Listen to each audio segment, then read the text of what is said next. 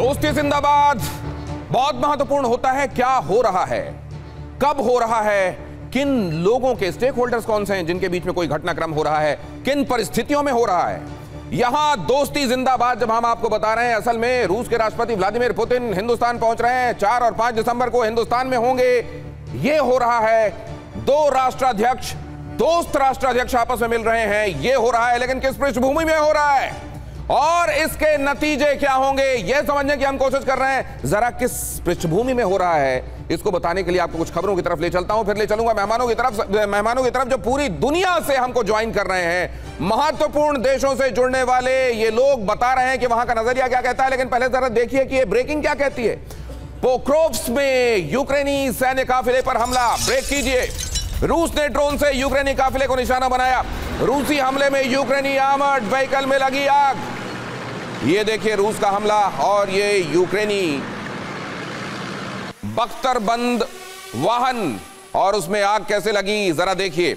ये ब्रेकिंग अगर आपने देख ली हो टेक्स्ट में तो जरा फुल फ्रेम इस ब्रेकिंग को दिखाइए, किस तरीके से हमला हुआ और कैसे यहां एक आर्मर्ड व्हीकल्स जनरली, और क्योंकि आप जानते हैं कि यूक्रेन भी रशिया का ही हिस्सा रहा है, यहां की मशीनें, यहां के आर्मर्ड बहुत रगेड होते हैं और ऐसे में अगर इस पर हमला हुआ, फिर ये भी अगर एक तरफ आप देखिए ये एडवांटेज में है कि सब कुछ रगेड और उसका भी यूक्रेन का हथियार, उसकी मिलिट्री जो हार्डवेयर है वो भी ऐसा है, तो दूसरी तरफ ये भी कि उसका तोड़ रशिया ही जानता है। इसलिए इस तरह के आर्मर्ड को निशाना बनाना, उसको तबाह करना भी रशिया को आता है। अगली खबर देखिए।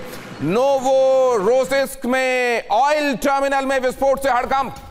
फ्लैश कीजिए। भीषण धमाकों से रूस का ऑयल शिपमेंट रुका। रूस के एयर डिफेंस ने कई ड्रोन तबाह किए। रशिया के एयर डिफेंस ने कई ड्रोन तबाह किए। ये लगातार ये swarm drone attack, swarm drone मतलब टिड्डी दल जैसा ड्रोन का हमला, एक साथ बहुत सारे ड्रोन आए और सैचुरेट कर दें एयर डिफेंस सिस्टम को।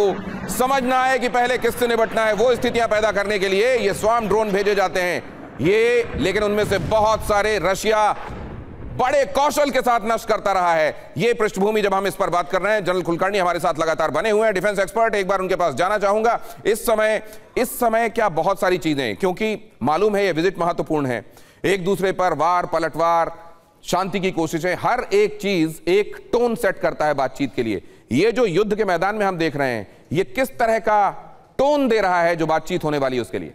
दिनेश, जो आप कह रहे हैं वो 28 पॉइंट पीस प्लान का जो था अपना ट्रम्प का प्लान, उसकी जगह पे जेलेंस्की ने 19 पॉइंट पीस प्लान जो सबमिट किया है, उसको देखते हुए कहीं ना कहीं लग रहा है यूक्रेन को कि जो 18% इलाका उन्होंने गंवा दिया है और जो ट्रम्प कह रहे हैं कि डोनबास का रीजन पूरा का पूरा रूस को दे दिया जाए क्रीमिया के साथ, और बाकी जो ज़ैपोरिजिया और केरेसोन है अपना वो इलाका, वो उस सीज फायर पे रखा जाए, उसको देखते हुए कहीं ना कहीं जेलेंस्की को लग रहा है कि इस वक्त अगर हम पलड़ा अपना कम से कम दिखाने के लिए जब बातचीत होगी तो ये नहीं होना चाहिए कि Zelensky should be seen on the back foot. और पुतिन चाहते हैं कि अब जब भी बातचीत हो, चाहे 28 पॉइंट पीस प्लान पर हो या 19 पॉइंट पीस प्लान पे हो या फिर जो पुतिन के प्लान है उसके ऊपर हो, लेकिन बातचीत होनी चाहिए। लेकिन बातचीत से बहुत महत्वपूर्ण बातें, और यही होता है तजुर्बा। देखिए ये हमारे वॉर वेटरन्स,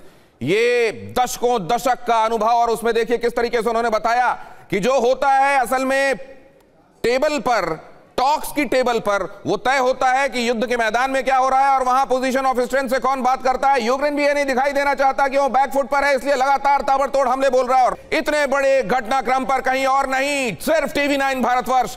विनय शुक्ला वरिष्ठ पत्रकार मॉस्को से हमारे साथ लगातार जुड़े हुए हैं। मेरे साथ राजेश पुरोहित जुड़े हुए हैं बीजिंग से, ब्रजेश मिश्रा फ्रांस से वहां के नजरिए हम तक पहुंचा रहे हैं, Prasoon Sharma foreign expert, foreign affairs expert Germany से हमारे साथ जुड़ रहे हैं, पूर्णिमा नाथ राजनीतिक विश्लेषक हैं, अमेरिका से हमको ज्वाइन कर रही हैं, डॉक्टर इरशाद अहमद खान हमारे साथ लगातार जुड़े हुए हैं, पाकिस्तान का नजरिया, वहां के सत्ता का नजरिया हम तक पहुंचा रहे हैं, और इसके अलावा दीपक वोरा मेरे साथ यहां भारत के कई मुल्कों में राजदूत रहे दीपक वोरा साहब हैं, प्रोफेसर अमिताभ सिंह हमारे साथ फॉरेन अफेयर्स एक्सपर्ट, और लेफ्टिनेंट जनरल संजय कुलकर्णी के साथ मैं लगातार बातचीत कर ही रहा हूं। ग्रुप कैप्टन DK पांडे भी मेरे साथ यहां एयरफोर्स का रिप्रेजेंटेशन, जैसा मैं लगातार आपको बता रहा हूं, महत्वपूर्ण, क्योंकि Su-57 को लेकर भी चर्चाएं हो रही हैं और air defence system, upgraded air defence system को लेकर भी चर्चा हो रही है। लेकिन पहले जरा देखिए, संधि या फिर सर्वनाश, यही दो तरीके हैं। अगर संधि वाला रास्ता नहीं आगे बढ़ता तो सर्वनाश का रास्ता तो खुला हुआ है ही, और उसमें मंजिल आगे क्या है वो आप जानते हैं। संधि या सर्वनाश, जरा देखिए, मियामी में अमेरिका और यूक्रेन के बीच में पीस डील पर बैठक हुई, लेकिन इस बैठक में हुआ क्या? पीस डील पर मियामी की बैठक बेनतीजा रही। एक बार फिर से वो हुआ जो असल में ज्यादा संभावना लग रही थी, क्योंकि इसमें विन विन सिचुएशन वाली बात नहीं है और दोनों ही पक्ष ये दिखाने में पीछे नहीं कि असल में तो हम घुटने टेकने वाले नहीं हैं। मार्को रूबियो ने कहा चर्चा आगे बढ़ी है, लेकिन पीस डील के कई मुद्दे मुश्किल हैं, कई मुद्दों को लेकर कंटेंशन है। ट्रंप के दूत स्टीव विटकॉफ आज मॉस्को पहुंच रहे हैं, उनको मॉस्को जाने वाले हैं। ये बात डोनाल्ड ट्रंप ने पहले ही कहा था। अब पहले यूक्रेन के साथ बातचीत, अब मॉस्को जाया जा रहा है। मॉस्को में पीस डील के लिए पुतिन से मिलेंगे विटकॉफ की मुलाकात होगी और उसके बाद आप जानते हैं, उसके बाद मॉस्को में पीस डील के लिए पुतिन से मुलाकात के जो विटकॉफ की मुलाकात है, उसके बाद प्रेसिडेंट पुतिन हिंदुस्तान आने वाले हैं। तो ये जो वहां भागदौड़ चल रही है, युद्ध को रुकवाने के लिए जो कोशिशें चल रही हैं, वो कोशिशें कितनी सदाशयता भरी हैं या उसमें कितनी क्रुकरी है, उसमें कितनी बदमाशी है, ये हमारे एक्सपर्ट्स आपको बता रहे हैं। लेकिन उस बैकड्रॉप को इसलिए यहां कंसीडर करना महत्वपूर्ण है क्योंकि उसी बैकड्रॉप में यहां पर भारत और रशिया मिलने वाले हैं और यह महत्वपूर्ण मुद्दा भी चर्चा में आने वाला है। एम्बेसडर दीपक वोरा, आपके पास यह समझने के लिए कि इसमें ये जो तमाम कोशिशें, हालांकि ये कोशिशें मेरे जैसे कम तजुर्बे वाले आदमी को और जो सीधे सीधे स्टेक होल्डर नहीं, उसको भी समझ में आता है कि इसमें वो विन विन सिचुएशन नहीं है जो सीधे सीधे कारगर हो। ऐसे बैकड्रॉप में ये मुलाकात जब होगी तो क्या प्रधानमंत्री नरेंद्र मोदी, जो हमेशा ये कहते हैं कि ये बुद्ध का दौर है, युद्ध का नहीं, कोई ऐसी बात प्रेसिडेंट पुतिन से कह सकते हैं जो उनको क्लिक कर जाए और मामला बन जाए? कहना बड़ा मुश्किल है, क्योंकि जिसको देखो उसने अपना पीस प्लान बनाया। तो आप जानते हैं रूस ने भी बनाया, यूक्रेन भी बनाया, चाइना ने भी बनाया, अफ्रीकन यूनियन में भी, भूटान ने भी बनाया, मालदीव्स ने भी बनाया, चंद्रमा ने भी बनाया। मेरा भी एक 1 पॉइंट पीस प्लान है सर, बता देता हूँ। वो बेगिंस्की साहब को बोलो न्यूयॉर्क में जाके कोई नाइट क्लब खोले, काम करे, उसके देश की तबाही खत्म हो जाएगी। बिकॉज अदरवाइज कोई नहीं वहाँ पर शांति चाहता है सर। वो सोच रहा है कि जब तक मैं दुनिया का नेपोलियन हूं, जिस तरह मुझे पश्चिमी देशों ने बना दिया, मैं लड़ता रहूंगा।